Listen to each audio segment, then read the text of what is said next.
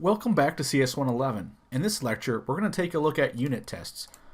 We'll discuss a bit the importance of code testing, we'll look at some automated testing frameworks, and then we're going to see how we can create unit tests with Java. As software developers, one of the major things that we need to be concerned about is not only do we want to write code, but we want to write code that works correctly. When we have code that has bugs in it, or doesn't perform as intended, there can be some real consequences. In Fairmont, just south of Morgantown, NASA has its IV&V, or Independent Verification and Validation Facility. This facility was built to go and analyze the software that NASA uses for its different programs, and it came about in part because of a very widely publicized failure in the 1990s with one of NASA's early missions to Mars. There was a problem with the software. It was actually a difference in conversion between US customary units and metric units, and it resulted in the mission being lost at a cost of tens of millions of dollars. We want to try to avoid that sort of problem from happening, and testing is a big part of that. One of the challenges that we see when we go and work with code, especially as we get into larger projects, is that testing that program to make sure it actually works right every time can be challenging, especially if we're going and doing things manually. When we go and test our code manually, we have room for problems. It becomes very time consuming, and it becomes easy to go and miss things. If we have this long checklist that we're trying to go and work through, maybe we've missed things on the checklist, but we always run the risk that we're going to go and type in something wrong or go and skip over a step, and it defeats the purpose of our test. For that reason, programmers realized pretty early on that there was a need to be able to automate testing. And this started to become a lot more feasible once you started seeing object-oriented languages come about. Because when you have an object, everything is more or less self-contained in that object, so we can go and create new objects and test things more or less at will. With automated testing, basically what we want to do is go and write code that's going to go and call the different methods in our classes that we're writing. We'll go and provide some known input values. We want to be consistent with our testing, and we're going to compare the results that we get back from those methods to what we are expecting we should receive. This is intended to be a deterministic process.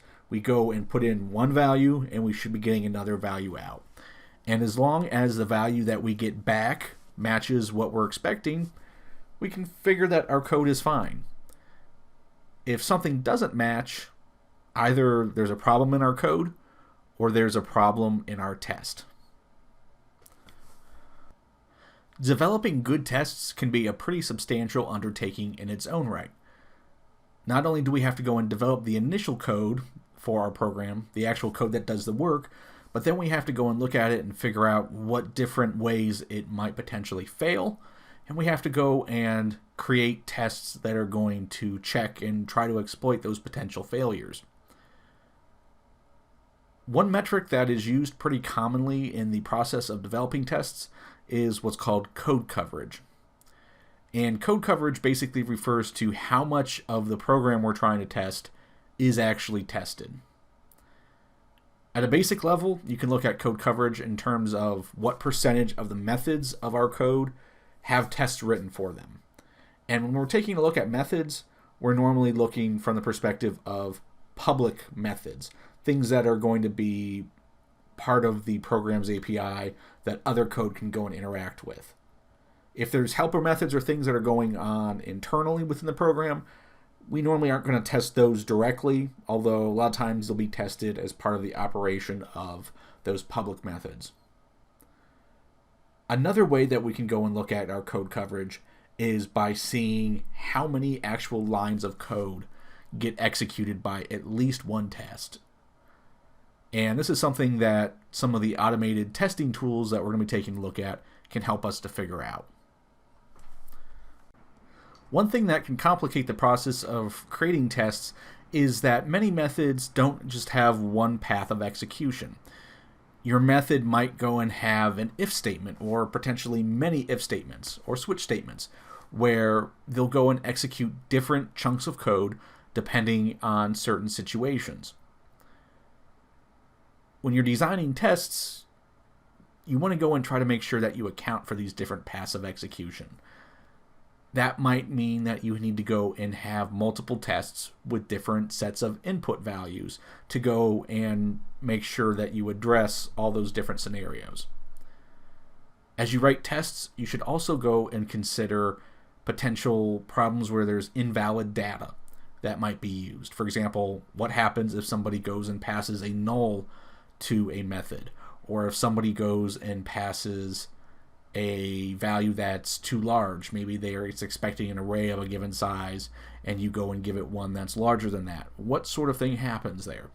Those are things that you want to consider, and they can be pretty important things to consider because these sorts of problems can lead to security loopholes that an attacker might be able to exploit if you're not careful. Like everything, developing tests is a series of trade-offs. There's benefits from having tests, but there's also costs because it takes time and money to go and develop tests. One thing that you'll need to consider as you work with your programs is how much code coverage do you actually need. And this is something that's going to vary depending on the circumstances of your program. If it's something that's just, a sort of a fun toy type program, if something goes wrong, it's probably not really a big problem. But if you've got code that's going and running a bank and storing bank accounts, there can be huge financial implications if your code doesn't work properly. So there's sort of a risk-reward factor that you need to take a look at and balance when you're going through and figuring code coverage. The other thing is that you might need to also consider the likelihood of potential problems. A lot of times when you're coding, you can end up with edge cases that, may be implausible, but could theoretically go and happen if you have, just the right set of values going align. And those can be the most tricky ones to go and test for. They can be the most time-consuming to develop, but they're also some of the ones that are least likely to occur. So, it's kind of a subjective call as you go and code to figure out how much coverage you really need to have with your tests. Generally speaking, unless it's really an absolute health and safety type critical situation, you're probably not going to see 100% code coverage. There are some standards for certain situations, for example, with software that's used in planes and other aviation technology, where they say, for these situations, if it could lead to a plane crashing, for example, you need to have 100% code coverage. But that's not necessarily a realistic goal for most cases, unless there's a really high potential cost to, if there were a failure, because there's a really high cost to going and developing 100% coverage with your tests. If it's something that it really doesn't matter if it fails, there's probably not a reason to go and spend the resources developing 100% code coverage. You'll see different standards from different companies, but kind of a general consensus in the software industry is that for most code, kind of aim for about 80% code coverage with unit tests. If you have some really critical features, you may want to go and push for 100% for those specific ones, but you're probably not going to do 100% coverage for your entire program. And really, it just comes down to figuring out what that trade-off is between the resources that you have to put into developing the tests and what sort of benefit you're going to get from that testing. If there's a, easier to implement test, it might lead to going through and going and writing that test even if it's a fairly low-risk situation. Whereas if it was a really expensive test to go and implement and it's a case that it is exceedingly unlikely that a case would occur, maybe you decide and go to forego that test. While it's certainly possible to go and write your own tests from scratch, in most cases nowadays, people use automated testing frameworks for whatever particular language they're going and coding in. These frameworks are libraries that are designed to go and simplify the process of writing tests. They'll include things like standardized naming conventions so that you can go and sort of compare tests and different developers know what to expect when they see a test. But they'll also include features like helper methods to go and simplify writing your tests. They'll also a lot of times include features like being able to handle repeated execution of certain tests or certain chunks of code, or ways of being able to control how different pieces of the testing go and fit together. So these can really go and simplify the process of going and writing tests. Something else that has started to come about is that a lot of IDEs now will go and integrate with different testing frameworks. So you can go and have the IDE help you to write some of the tests, and then you can actually go and run a lot of times a test directly within your IDE. So this makes it a lot easier to go and use these tests and actually evaluate your code. You don't have to be jumping between different places. You can do it all inside of Eclipse or Visual Studio or whichever IDE you're using. In the case of Java, JUnit is the most common test framework.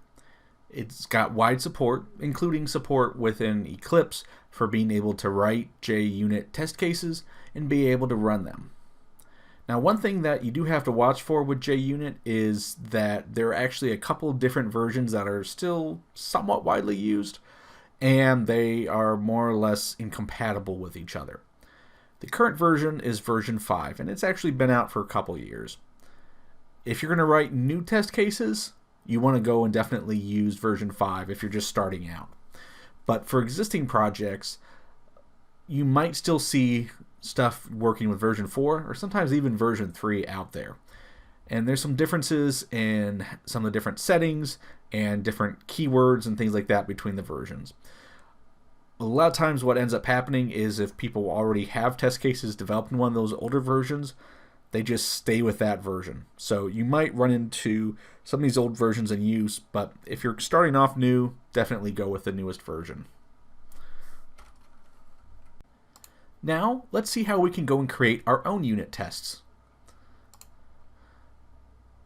So when we go and write unit tests, what we're going to do is develop a series of test cases to go and evaluate different aspects of our program. Each test case has a binary outcome. It's either a pass or a fail, depending on if the conditions that we go and code up for that test case are met.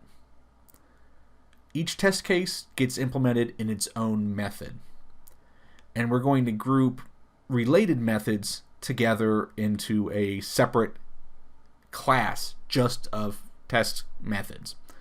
You don't want to go and put your methods inside of the same class as the code you're actually testing. You do want to go and separate it out as its own class. It's pretty common to go and have a one-to-one mapping between a test class and a real class. Although, strictly speaking, you don't actually have to do it that way. It's just the most common way of going and organizing things. That way, if you're trying to go and test a particular class of code, it's easy to go and find where the tests are to work with it.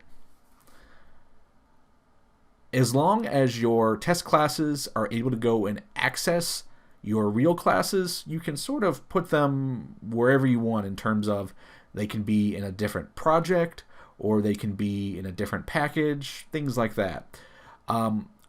What you'll see is that larger open source projects will sometimes go and create separate projects that are just for test cases.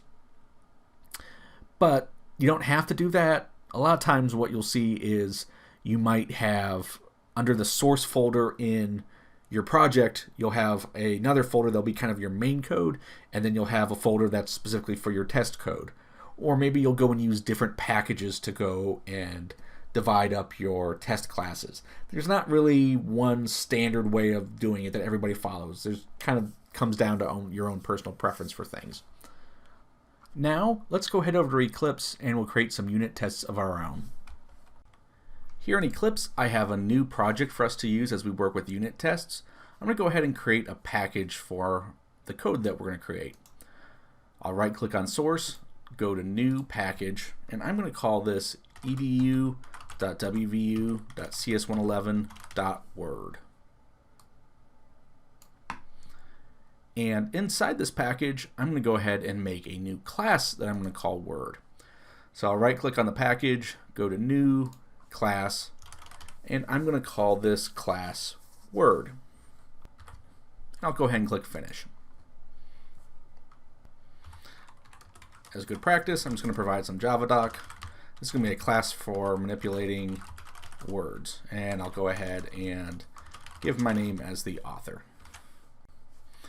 Inside my class, I'm going to create a field, and I'll make it be protected so that we can only go and access this field from inside of this class, anything else in this package, or anything that goes and inherits from this class.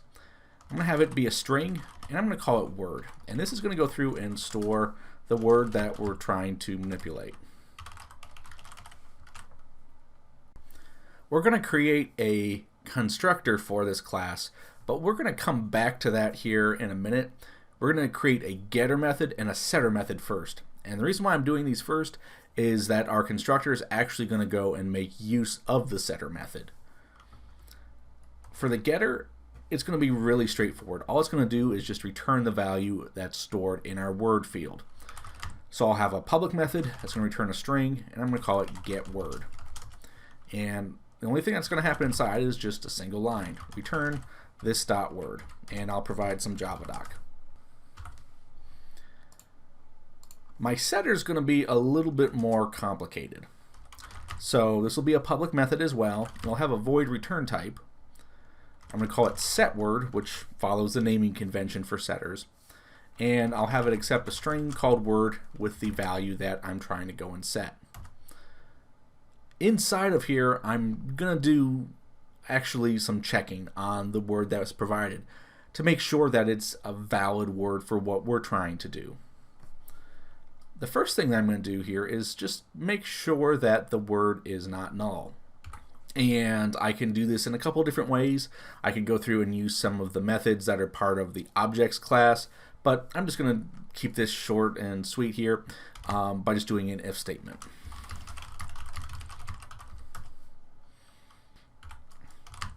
So I'm going to go through and see here if word is null, then I'm going to go and throw a new null pointer exception, and I'm going to go and say for the message here that the word cannot be null. So if we try to go and pass a null value for the word, we're going to go through and throw a null pointer exception. Now note that null for the string here is different than an empty string. Empty string is not going to get tripped up by this, but if we actually have a null value, which means that the object doesn't really exist, that's going to go through and throw a null pointer exception. In addition to making sure that we actually have a string, not a null, we want to make sure that that string contains one word and only one word. So we're going to do some tests to go through and check that. The first thing that I want to do is actually go through and clean up any white space that's before or after the letters in the word, just to make sure that I'm just storing the word itself. For this, I'll go ahead and use the strip method. Sometimes you might also see trim used for this purpose. Strip is basically the replacement for trim, and the difference between the two here is that strip is aware of Unicode characters, which trim isn't. So strip is normally preferred instead of trim in new code. So I'm going through stripping any white space, and I'm storing the updated word back in that word variable. And then I'm going to check to make sure that we have just one word. I'm going to do an if statement for this with two potential conditions that we need to check. We're going to say if the word contains a space, then we have multiple words. The other situation that we're going to check for is if we actually had no word. So if word is blank, and that's going to go through and return true if it only contains white space characters. Now, if there were white space characters, strip should have gotten rid of them, but this is also going to go through and take care of the case where we have just an empty string. So if either of those situations is true, then we're going to go through and throw a new illegal argument exception. And basically what this exception means is that the argument that we passed when calling this method is not valid. So I'm going to say for my message here, one and only one word is required. Once we've made through the checks here, we actually have a valid word that we can go ahead and store. So we'll do that. I'm going to say this.word equals word. And I'll provide some Java doc for the method here. Now, we'll go and do our standard description here. So we're going to store word. We'll have our param word, which is the single word to be manipulated. I want to also go through and add documentation about the exceptions that we might go and throw. Null pointer exception and illegal argument exception are what's known as unchecked exceptions. So they're ones that we're actually allowed to not handle in our code. If they were a checked exception, like a file not found exception, or something that we would most commonly get with file IO, those ones are checked exceptions. You have to either go through and catch them, or you have to go through and add a throws keyword and document them. With unchecked exceptions, we normally don't go and use a throws keyword. We just go through and document things in our Java doc to indicate to somebody who's using this method, hey, you might see this, you may need to go and deal with it. I'm going to go ahead and add a throws tag here, and then I'll list the type of exception that might be thrown and the situation when it potentially could be thrown. So we're going to say that this goes and throws an illegal argument exception, and we'll say that's thrown if other than one word is provided. We'll add another throws tag to cover the case with null pointer exception. And this one is thrown if a null value is provided for word. Now let's go ahead and create our constructor, since we can make use of setWord. We're going to go ahead and create a public constructor here. We'll call it word, and it's going to go through and accept a string called word. Inside, what we're going to do is just go and call the setter to go and store the word. So I'm going to say this.setWord, and we're going to pass it word. So all of the magic is going to happen inside of the setWord method. Let's go ahead and provide some Java doc here. So we're going to say we're going to create a new instance of class to manipulate words. We've got our parameter word, and that's the single word to be manipulated.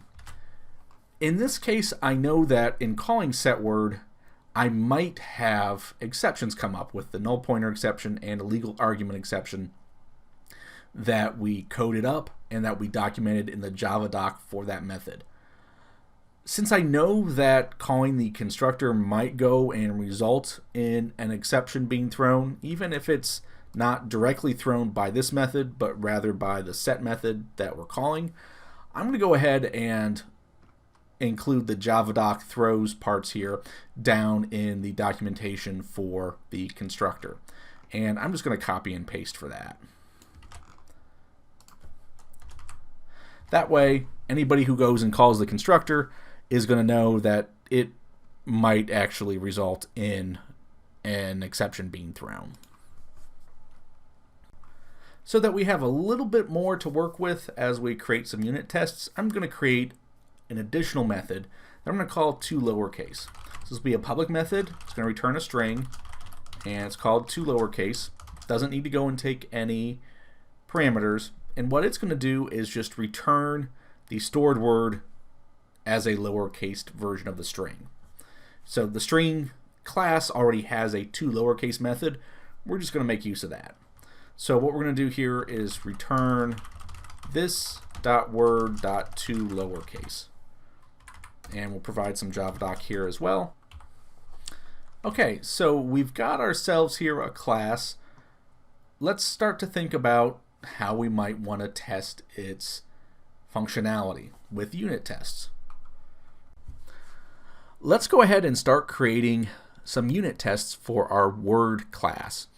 I'm going to do this by right-clicking on the word.java file that contains my word class, and I'm going to go to New JUnit Test Case. You'll see this dialog box show up here in Eclipse, and we're just going to walk through what all is here. At the top, it's asking us what version of JUnit we want to use for our unit tests. JUnit Jupyter is another name for JUnit version 5. It's the most recent version. Most of the time, we want to stick with the most recent version, especially if there are not any unit tests that already exist for this project.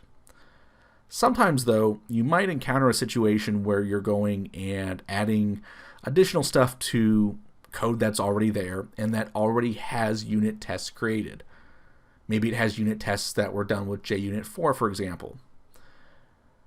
If that's the case, you probably just want to stick with the same version that the unit tests were already written in, rather than going and starting to create new tests in a different version. It's easier if everything is just in the same version. But in our case here, since we don't have any unit tests yet, we'll go ahead and use JUnit Jupyter. This source folder just indicates where the files for the resulting unit test class are going to go. The default location is good here. We'll put it under the source folder.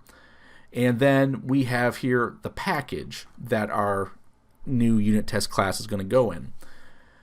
By default, it's picking up the package that our Word class was in. Normally in Java, when you go and create unit tests, you want to put them in the same package as whatever class you're testing. And the reason why has to do with how Java treats access modifiers. If we have methods that are tagged as protected, or fields for that matter, or if we have things that don't have an access modifier, and that means that they are package private. In those cases, we can go and access those fields and methods from other things inside of the same package. So if I go and put my class for the unit test in the same package, I'll be able to go and write unit tests that can go and check those methods and interact with those fields.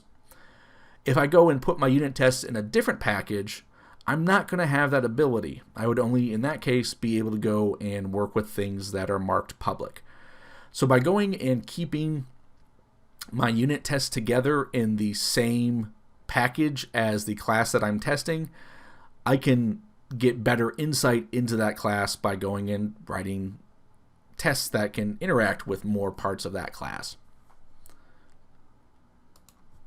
Down here in the name, this is basically what the name for my unit test class is going to be.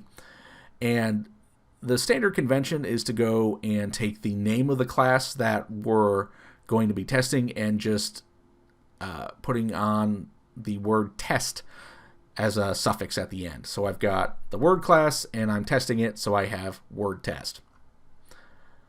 Sometimes you might have unit tests that don't directly correspond with the class. That happens occasionally. In that sort of case, you probably want to go and use a descriptive name for what's being tested, but still stick with that test suffix on it.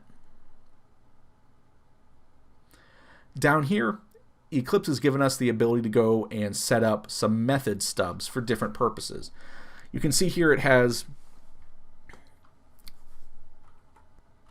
these little attributes or decorators are before all, before each, after all, after each. Basically, these are methods that we can use to go and ensure that we can have things set up before individual unit tests, or in fact actually all the unit tests run, or if there's any cleanup we need to do after the fact, we can make sure that that code runs. The before all method, that one gets run once before any of the unit tests occur inside of our class. Before each gets run before every single unit test. After each runs after every single unit test, and after all runs at the very end once all of the unit tests have completed. So especially if we're interacting with things like databases or files, these can be really helpful with going and getting stuff set up. But even in other cases, if we end up with for example, creating objects in each of the individual methods that we're trying to go through and test, we might want to think about just migrating them to one of these methods here and getting rid of some of the duplicate code from our individual test cases. This allows us basically just to focus on what we need to do to test that specific situation instead of having a bunch of duplicate boilerplate code in our test class. We're not going to use any of these method stubs right now, but we will actually come back to this. Down at the bottom here, we have just an indication of what class we're trying to go and test. So we're testing the Word class. I'm going to go ahead and click the next button, and here you'll see that Eclipse has looked at the class that we're building our unit test for, Word, and any of the classes that it went and inherited. So everything inherits at some level from object, and it's going through and showing me all of the different methods in those classes. And it'll allow me to go and check to create stubs for testing these different methods here. In the Word class, I'll go ahead and check to create a stub for getWord and toLowerCase. I'm also going to go and create stub methods for my setter and for my constructor. We're going to actually end up with multiple unit tests to cover these ones, but I'll go ahead and create the stubs now. I'm going to click Finish, and when I do here, I get this box that's showing up because I have not used JUnit with this project yet. We need to go and add the library for JUnit to the build path for our project before we can go and use any of the classes that it contains. So Eclipse will actually go and set up stuff for me here. I'm just going to go and tell it OK, and what it's going to do here is go and add the JUnit 5 library to the build path. So I'm telling it OK, and you can see here I get this new Word test class created. You'll see that JUnit 5 shows up here, and if I go into the project properties for unit tests and look under Java build path, here on the library section you'll see under class path it's added JUnit 5. If you want to manually add things, you can choose class path, go to add library, and you can choose like JUnit and then say which version of JUnit you want to add. But in our case, we already added JUnit 5, which is JUnit Jupyter, so we don't need to do anything. You'll see here in the Word test file that we have these stubs created for the different methods that we selected. Normally, unit tests start off with the word test, followed by what they're actually testing. In the case where we're going through and testing a method, we'll normally have the name of the method. If we're going through and testing a constructor, a lot of times we'll just have the name of the class, which also dabbles as the name of that constructor method. We can go and create our own separate unit test too. We're not restricted to just these ones here. If we go and do that, we want to make sure that we're being descriptive in the name of it to indicate what it's testing. But we should still stick with that test prefix. The thing that's really critical though is this attribute, or sometimes also called a decorator depending on which language you're using, that starts off with the @ sign. So this @test here goes and indicates that the method that it's placed immediately before is a unit test. And there's a couple different decorators here that we'll take a look at. We saw some of the ones already, like before each back in the wizard, that would go and mark a method as one that would be run before each of the tests. Other stuff to notice here, we've gone and gotten these stubs here, and right now they go through and call fail, and then they're going through and passing a message saying while they're failing, which in this case is because they're not yet implemented. The way unit tests work is that as long as they actually go and run to completion without some sort of problem cropping up, they're considered to pass. If something goes wrong, like an exception gets thrown, or we go and fail, or we have an assertion that's not actually going to found to be true, then that's how they go and fail. We'll take a look at assertions here in a moment. But one thing that I do want to point out, you might have noticed here we have fail, and there's nothing before fail. It doesn't indicate what class it's coming from, but there is no fail method here. What's happening is this import static line that the wizard went and inserted here. It's actually also got an input for the Jupyter API test. What this import static says here is basically I want to be able to get access to any of the static methods inside of this class here and just be able to use them like this. So really there is actually an assertions class with a fail method. But we go ahead and do this import static just so it's a little bit less typing that we have to do when we go and create things. So that you can get an idea of what to expect here, let's go and run our word test class. So with this class open and my cursor clicked in it, I'm going to go up and click the play button here, which is going to go ahead and run wordtest.java. When I do that, I'm going to get this extra JUnit pane that'll show up here on the left side along with Package Explorer. And this is going to go and show me the status of the unit tests inside of my class here. So I can see that I have this word test class, and if I had other classes for unit tests, they would also show up here. It's indicating that this is based on JUnit 5 and that it took here this fraction of a second to run. The different method names marked with X mean that they failed, and you can see up here actually that I have 4 failures. So we ran 4 out of 4 tests, we had 4 failures. Down below there's this failure trace, and this is going and saying what went wrong. So right now we have this assertion failed error and it says not yet implemented. So basically we had a case where we said that this is going to fail specifically because we passed the message not yet implemented. If we had other types of assertions like the ones we're going to look at here and those fail, those will also go through and show, and they'll actually give you a little bit of debugging information about what the value you were expecting was and what the actual value was. That can be helpful in trying to go and debug things. Let's start off by creating our first unit test. We'll use the version here of test get word. I'm going to get rid of the stub code, and I want to test to make sure that the get word method returns the value that I'm expecting. Since this is not a static method, I need to actually have an instance of the word class in order to go and test. So I'm going to go ahead and create a word object that I can go and use in my test. I'm going to say I've got var word and it's equal to a new word, and I'm going to go ahead and store the word test inside. So I've got this object here, and then I can go and write a unit test based on it. The way we normally go and write unit tests is using assertions. We can see a full list of assertions if I actually go and start typing in assertions, the name of the class, dot, and I can see all the ones afterwards here.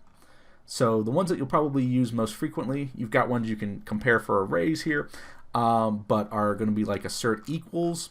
Basically says that the 2 arguments that's going to take, the one on the left, the one on the right, are the same. We can see that, for example here, that we're asserting that something is an instance of a particular class.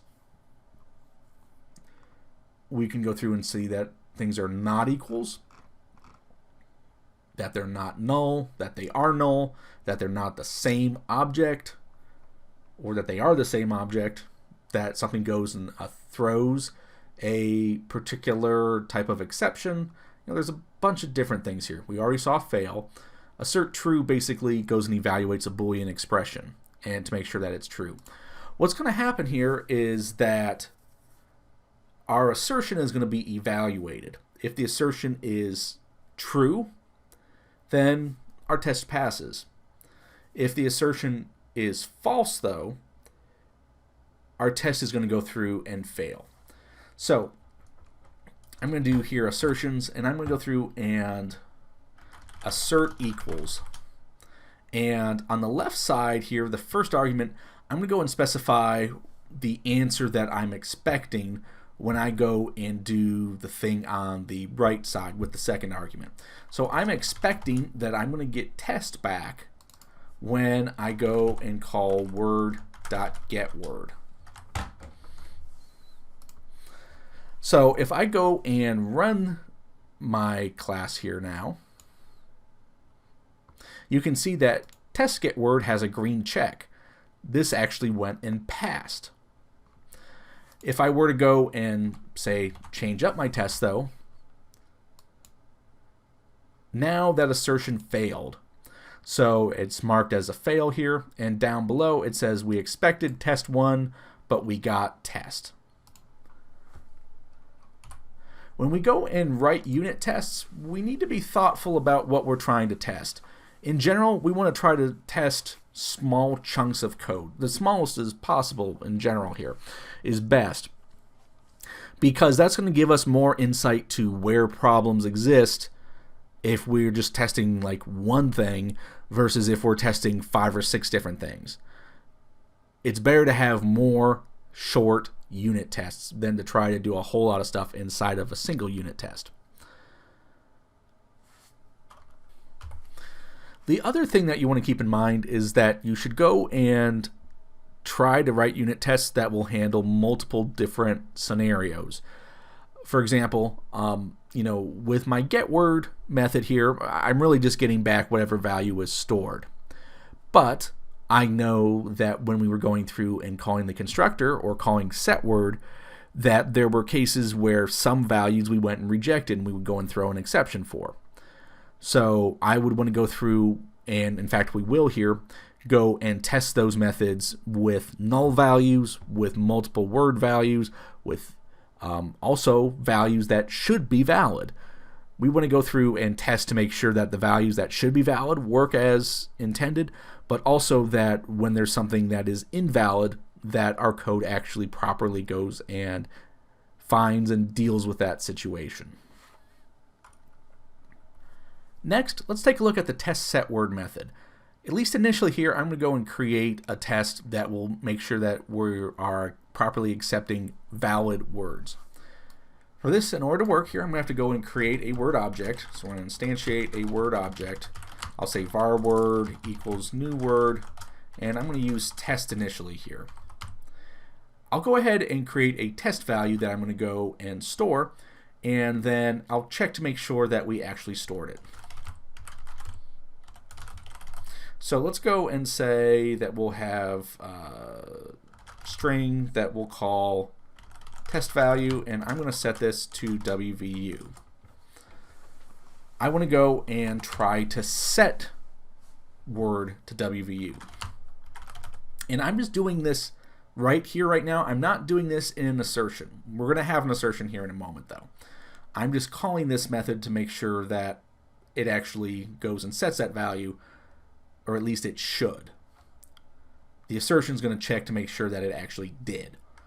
So here I'm going to say word.setWord, and I'm going to set it to test value, which I know is the WVU string. And then here we're going to go through and check that the word was set. I'm going to go and do an assert equals here, and since we had that static import, I can actually just do assert equals. I don't have to do assertions.assert equals. The first part here is going to be the value that I'm expecting, so that's going to be test value. The second part is going to be the value that it actually is when the code is run. It's best if you can try to avoid calling other methods from inside of your unit test. It's really better if you can try to get at the raw data. And since our word class has this word field that's protected and we're in the same package, I can actually get to that field and check its value directly without having to go and rely on the getWord method. This just eliminates a potential point of failure that might throw off the count with our unit tests. If my getWord method isn't working correctly and I was going through and calling it from setWord, it could make it look like setWord was broken when in fact setWord was okay and the problem was in getWord. So I'm going to go and avoid that scenario here, and I'm just going to go through and say that test value should be equal to what's in word set.word. So let's go ahead and run this code here. And we can see that setWord passed. We get a green check mark. As you may have noticed, both our getWord and setWord unit tests go and create an instance of the word class for us to go and use. Pretty much all of our unit tests are going to actually need an instance of the word class, since we're trying to go and test methods that are part of this class. Rather than going and duplicating this code in every single method, what I can do is I can go and create a field in my word test class that's going to contain an instance of word, and we can go and share that same field amongst all of the different unit tests. So let's go ahead and set this up. I'm going to make this field be private because I'm really just going to use it inside of this particular class of unit tests. It's going to be of type word. I'm going to call it word. So we'll add some JavaDoc. This is a word instance for use in testing. In order for us to be able to use this word field, I need to actually have an instance of word stored in it. I want to make sure that we go and get a brand new instance of the word object before every single test. That way, if I go and run a method like set, I don't have to worry that it's going to go and foul up results on any unit tests that run later. Each of the unit tests should be independent of each other. It shouldn't require a particular order of these tests in order to get a correct result. So what I'm going to do here is go and create a setup method that we're going to tag as before each. And JUnit, when it goes and runs these unit tests, is going to go and execute this method for every time we go and run a test. That way, it'll go and run it before getWord, and then it'll come back and run again before setWord. That way, for each of these tests, we'll have a brand new object that hasn't been messed up potentially by anything else. This method can have a void return type, and sort of convention with JUnit is that for the method before each individual test is to call it setup. Now, technically speaking, we can really call this whatever we want. The thing that really matters in how JUnit goes and finds a method is based off the annotation. I need to make sure that it has this before each annotation. And if you notice right now I'm getting some red squiggly lines because Eclipse doesn't know what before each is. But if I hover over it here, I can go ahead and import before each so that it knows what it is. Inside the setup method, I'm going to go ahead and create a new single word. And I'm going to go ahead and store it in that word field. So we're going to say this.word equals a new word, and I'm going to store the word test. With this in place, what I'll then go and do is get rid of these other test objects that I made inside of our individual unit tests. And I'm just going to go ahead and put this prefix here before I go and access word, just to clarify that I'm talking about the field word.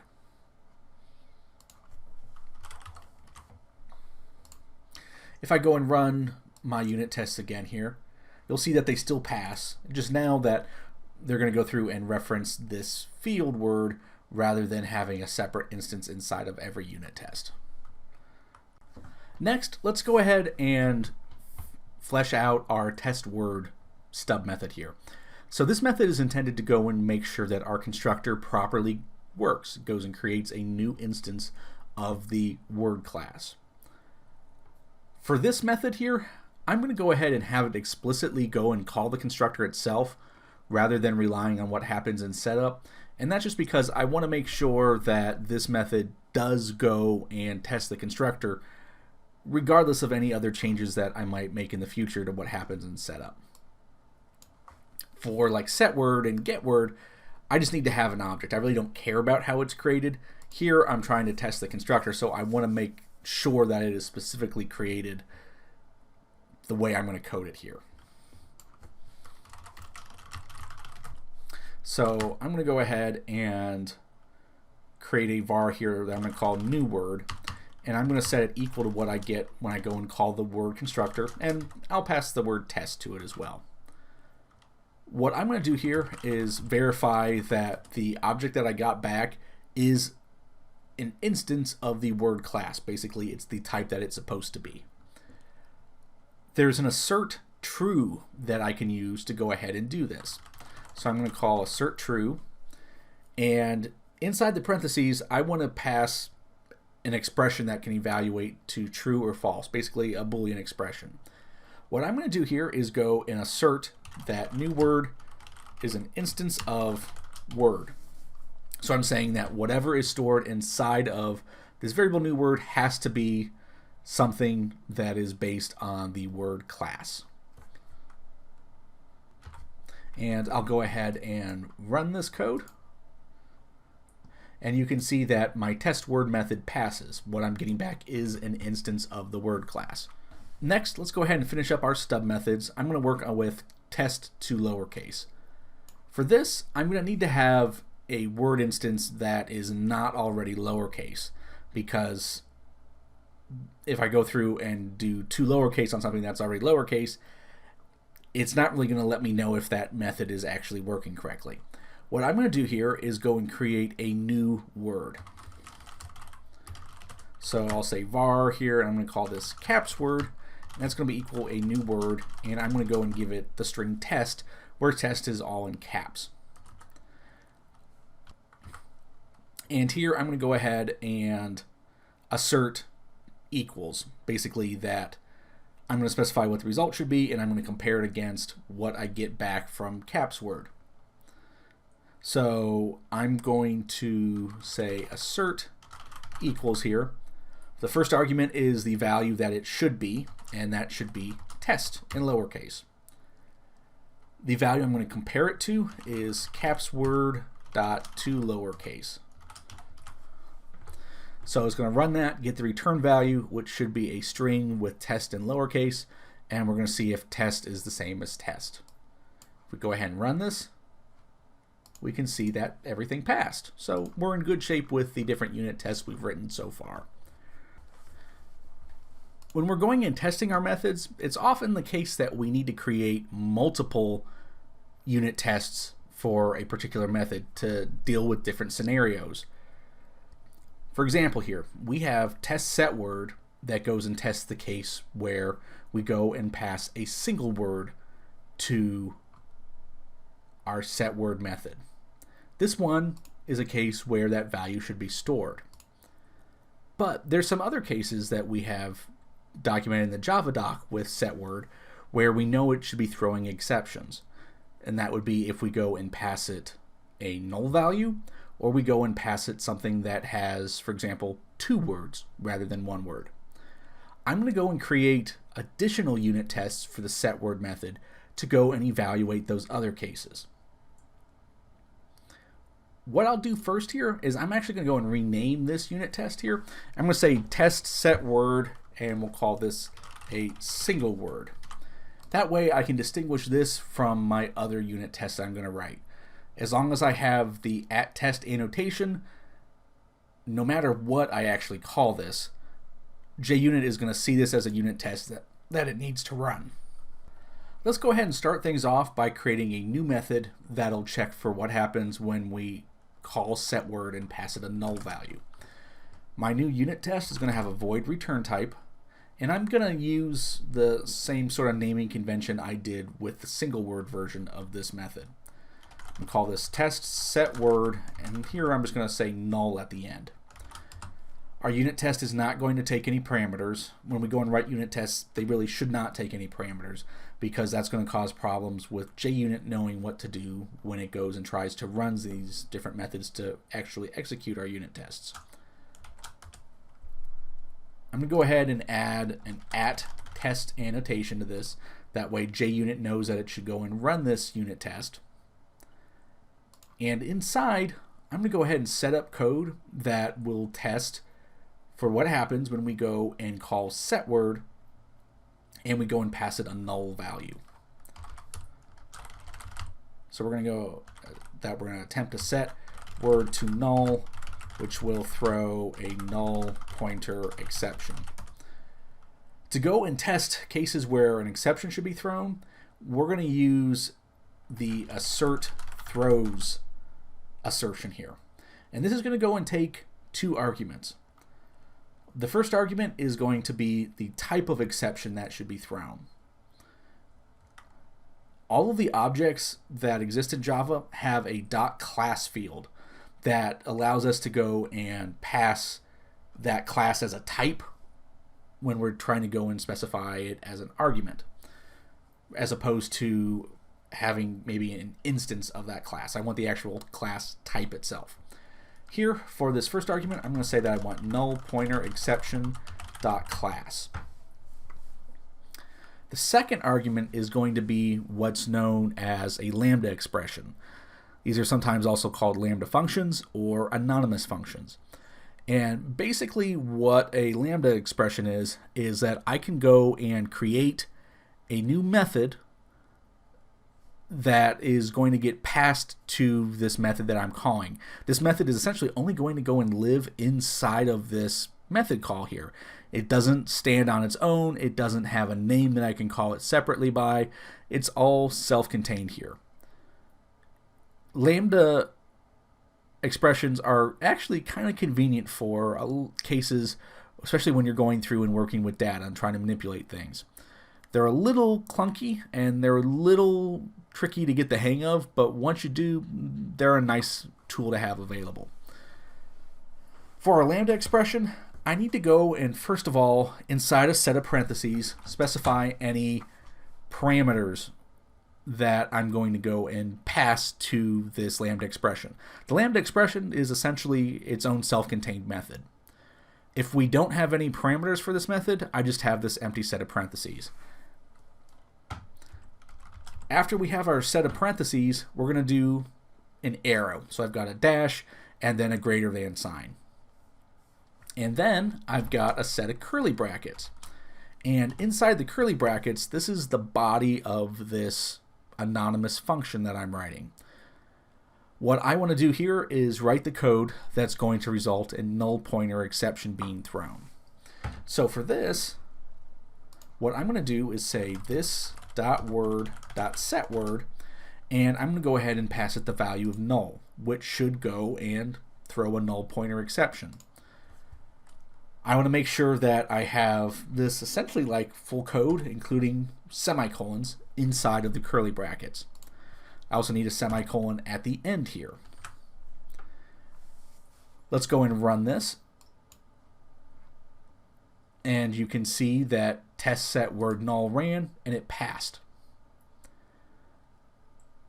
Right now here in this JUnit pane, it's going and listing our unit tests just based off of their name. I want to go ahead and give a little bit more descriptive name rather than just that. What I'm going to do is I'm going to use an annotation that's called display name, and we're going to have to import this. But display name is going to take one argument, and that's going to be a string with what name we want to have show up here when our unit test is run. So I'm going to say that this is null for set word. And then I'll go and use the quick fix here to go and import display name.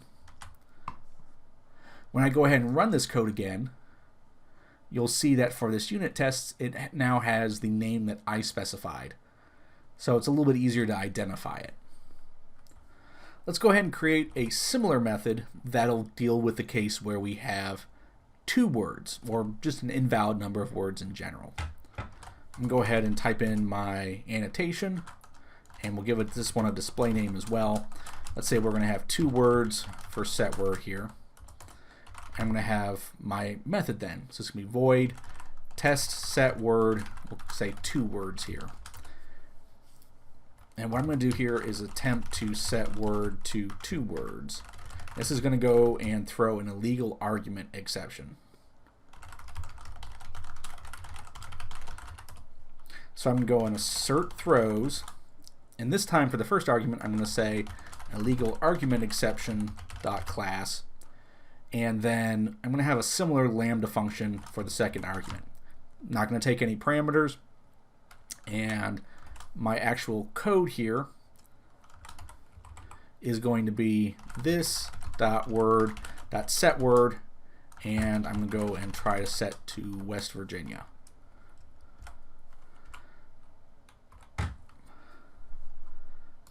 So let's go ahead and run this.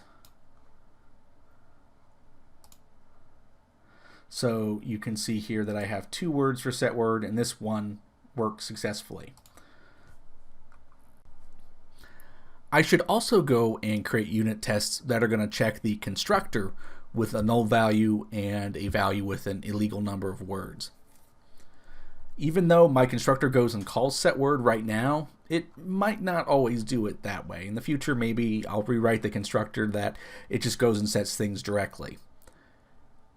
I want to go ahead and have a separate unit test. That way, if I do go and make a change to the constructor, I don't have to worry about ending up with my code not being covered. For this, I'm going to start off by just copying these 2 unit tests that I just wrote for set word.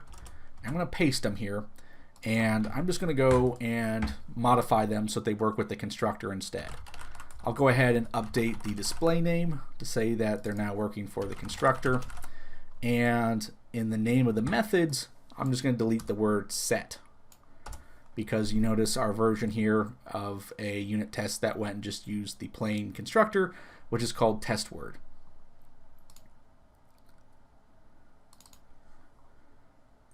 And then I'll update my comment here. So we're going to attempt to create a word with null and attempt to create a word with 2 words. And then inside the curly brackets here for my lambda expression, I'm going to go and strip out what's here now, and I'm going to call the constructor instead. So I'm going to say that I want a new word, and this one is going to try to store null inside. I just need to call the constructor, so I have the new keyword followed by the name of my class and constructor and the argument that I want to provide. I don't need to actually store this in a variable. There wouldn't be any harm if I did, but it's not necessary because all I'm trying to do is just run this constructor to trigger the exception. So I'm not going to bother with creating a variable. We'll do the same thing down here with the 2-word version. I'm just going to say this is going to be a new word that'll store West Virginia. And just to be consistent with things here, I'm going to rename my existing test word method to test word single word. And then I'll go and run this code just to make sure everything is as expected. And we're passing all these tests, so looks like we're pretty good. When we first created this unit test class in Eclipse, where we had to go and make the stubs, it went and used the fail assertion to go and mark those methods that we hadn't coded up yet as failing. Sometimes we might actually want to go and use that fail assertion ourselves. There may be cases that you'll run into where they really don't fit into one of the pre-made assertions that are available to us. Sometimes we need to have more complex logic than we can really go in and cover in one of these assertions. And that might be a case where we want to go and use the fail assertion ourselves. Let's go ahead and create a new test. So I'm going to do the test annotation here, and I'll have a void return type. I'm going to call this test fails on null. And inside here, what I'm going to do is I'm going to go and create just a string so that we have something to play around with.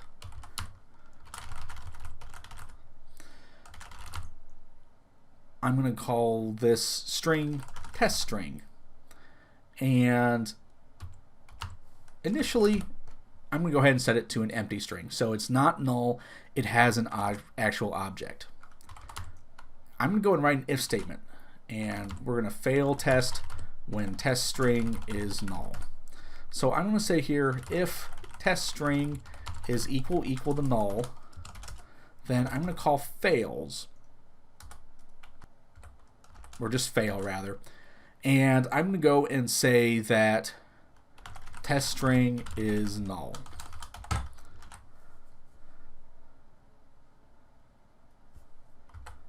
I'll go ahead and run this code, and right now Fails on null passes because it never actually goes and calls this line with fail in it.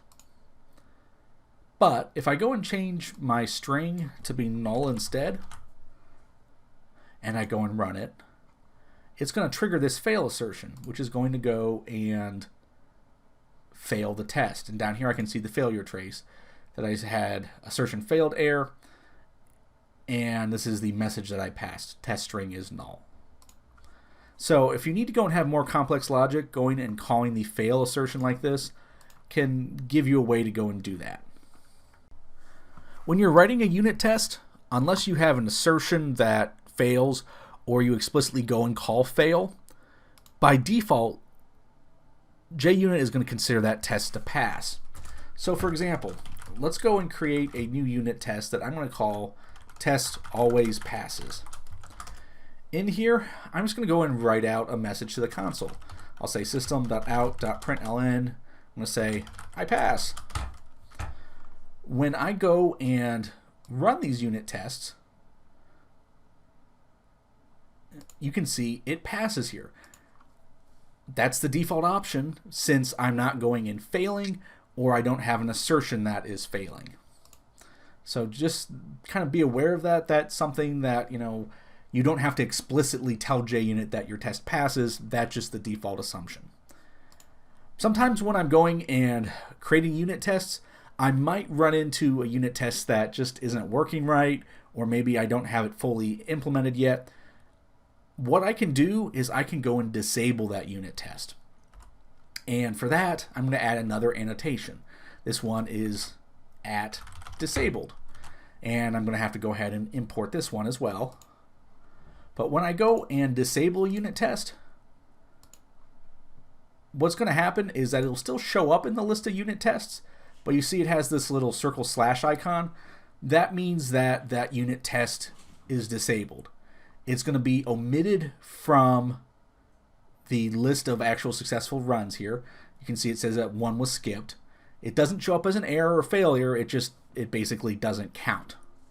So this is a good way that if you have unit tests that aren't quite ready to be run, just go and tag them as disabled. That way they don't go and throw off your counts.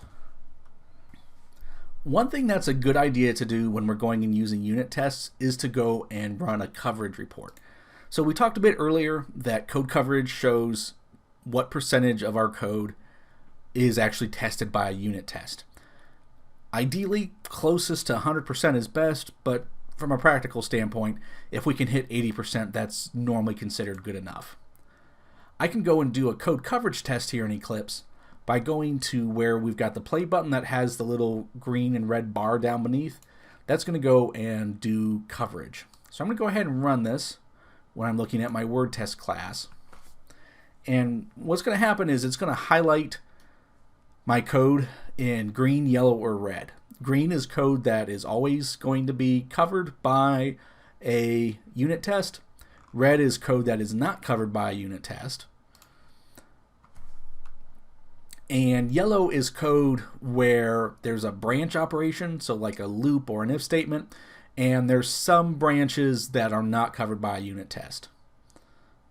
Now, right now, I'm going through and looking at code coverage on my unit test itself. This isn't all that interesting. It's really not particularly useful either.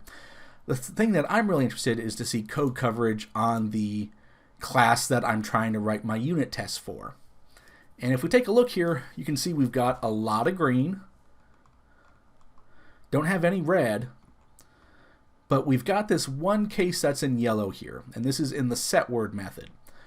So this goes and checks here to see if our word contains a space or if our word is blank, and it's marked as yellow. And if I go and click or hover over this little yellow box here, it's telling me 1 of 4 branches missed. So we have the possibility here where our word contains a space or it doesn't, or it's blank or not. I'm going through and basically hitting 3 of these cases here. I'm going through and having where it has a space, where it doesn't have a space, where it's not blank, but I don't have a case where I'm going and testing to see if the word is blank. So I'm going to use that to go back to my unit tests and to go and code up a new unit test to cover that scenario. I can go and clear the code highlighting by going down to this coverage tab here, and if I go and click on either the X to remove the current session, it'll actually show me past runs down below, or I can click on the two X's to go and remove all sessions. That'll get rid of that. I'm going to go and create a new unit test here that's going to test for a blank, and I'm going to use the 2 words for set word unit test as a starting point. So I'm going to go ahead and copy and paste that.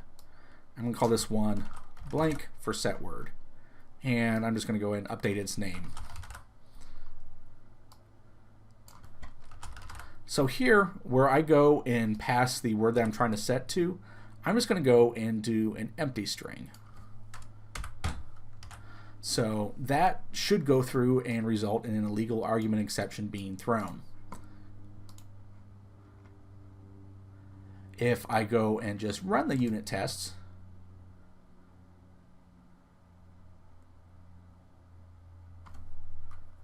I can see that blank for set word passed. If I go and do a new code coverage report and go back, I can see that that line is now green, which means that I have unit tests that go and cover all the potential scenarios that could be happening with that if statement. Right now, our constructor is marked in green, and that's because our unit test is always going to go through and call set word when it goes and calls the constructor. We had the branches back in set word, so that was identified up there. I do want to go and just try to mirror things here between my set word unit tests and my constructor unit tests, again, so that if I were to ever go and break off the constructor and had it do its own implementation in the future instead of just calling set word. So what I'm going to do is I'm just going to go and take like this test word 2 words here, and I'm just going to make a copy of that as well to go and handle blanks. So we'll say blank for constructor. We're going to test word blank, and we're just going to do an empty string. And if I run this one, you can see the test passed. So we're in good shape. For this lecture's participation project, I want you to download the starter code that I've provided in eCampus for the project. Inside that starter code, there's a class called Word. I want you to go and add a new method to it named reverse. And this method is going to go and return a string based on what is stored in the Word field inside the class instance. The string should have the letters from Word reversed. So if we had HELLO, it would become OLLEH. Just return the reversed version. Don't actually update what is stored in Word. There are a number of ways that you can accomplish going and reversing things. As long as your method goes and gets the job done, it's up to you how you want to approach it. I want you to also go and modify the provided Word test class. And in there, you need to go and write a new unit test that's going to verify the correct operation of the reverse method that you coded. When you turn in this project, submit both the updated Word and Word test classes. That's where we're going to end things for this look at unit tests. If you have any questions, join the Q&A session or send me an email. Thanks, and have a great day.